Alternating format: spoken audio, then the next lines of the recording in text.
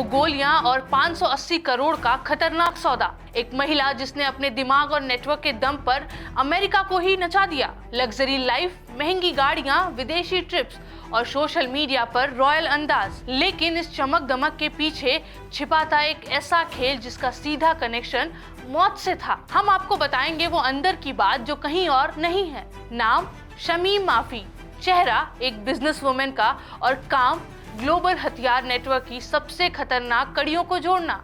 America के Los Angeles international airport पर 44 साल की शमीम माफी को गिरफ्तार किया गया। शमीम पर आरोप है कि वो ईरान के लिए हथियारों की सौदेबाजी कर रही थी। जांच एजेंसियों के मुताबिक उन्होंने ड्रोन, बम और गोला बारूद की सप्लाई में भूमिका निभाई है और ये हथियार सीधे युद्धग्रस्त देश सूडान तक पहुंच गए। अमेरिकी एजेंसियों का दावा है कि ये सिर्फ एक महिला का मामला नहीं बल्कि एक बड़े ग्लोबल नेटवर्क की कड़ी है। शमीम माफी का जन्म ईरान में हुआ था। उन्होंने 2013 में देश छोड़ दिया और 2016 में यूनाइटेड स्टेट्स की ग्रीन कार्ड होल्डर बन गई। कैलिफोर्निया में रहने वाली माफी बाहर से एक सक्सेसफुल बिजनेसवुमन की छवि रखती थी, लेकिन जांच एजेंसियों के अनुसार अंदर से वो इंटरनेशनल हथियार डीलिंग से जुड़ी हुई थी। सोशल मीडिया पर उनकी लाइफ में मर्सिडीज कारें, लग्जरी ट्रैवल और हाई प्रोफाइल लाइफस्टाइल दिखती थी।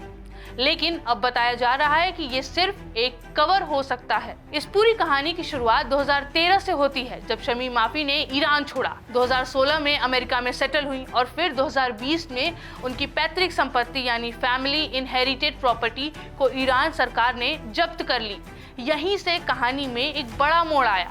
जांच एजेंसियों के मुताबिक ईरान की खुफिया एजेंसी ने उन्हें ऑफर दिया कि अगर वो उनकी मदद करेंगी तो उनकी प्रॉपर्टी वापस दिलाई जा सकती है। इसके बाद शमीम माफी ने ओमान में एटलस इंटरनेशनल बिजनेस के नाम की कंपनी बनाई, जो आगे चलकर हथियारों की डील का केंद्र बन गया। फोन रिकॉर्ड्स के जरिए सामने आया है कि 2022 से 2025 तक उनका सीधा संपर्क ईरान की खुफिया एजेंसियों से था।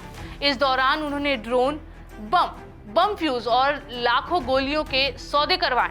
ये हथियार सूडान भेजे गए, जहां पहले से गृह युद्ध चल रहा था। सबसे बड़ा खुलासा $70 मिलियन यानी करीब 580 करोड़ रुपए की डील का है, जिसमें मोहाजेर 6 सशस्त्र ड्रोन शामिल थे।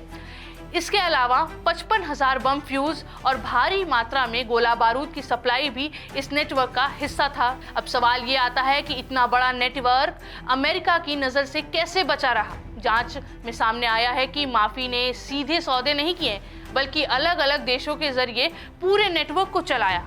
तुर्की, यूएई और ओमान जैसे देशों का इस्तेमाल ट्रांजैक्शन, सप्लाई और कम्युनिकेशन के लिए किया गया, ताकि किसी को शक न हो और पूरा सिस्टम छुपा रहे। लेकिन हर खेल का अंत तो होता ही है। शनिवार रात जब लॉस एंजलिस इंटरनेशनल एयरपोर्ट पर जैसे ही शमीम माफी फ्लाइट पकड़ने वाली थी, फेडरल एजेंसियों ने उन्हें गिरफ्तार कर लिया। उनके खिलाफ international emergency economic power act के तहत केस दर्ज किया गया। अगर उनके आरोप साबित होते हैं तो उन्हें करीबन 20 साल तक की सजा हो सकती है। ये मामला सिर्फ एक गिरफ्तारी का नहीं है, इसमें ईरान और यूनाइटेड स्टेट के बीच तनाव, सूडान का गृह युद्ध और इंटरनेशनल हथियार नेटवर्क, तीनों का खतरनाक कनेक्शन सामने आता है। रिपोर्ट्स के मुताबिक ईरान पहले भी सूडान को ड्रोन सप्लाई कर चुका है, जिससे युद्ध का संतुलन प्रभावित हो सकता है।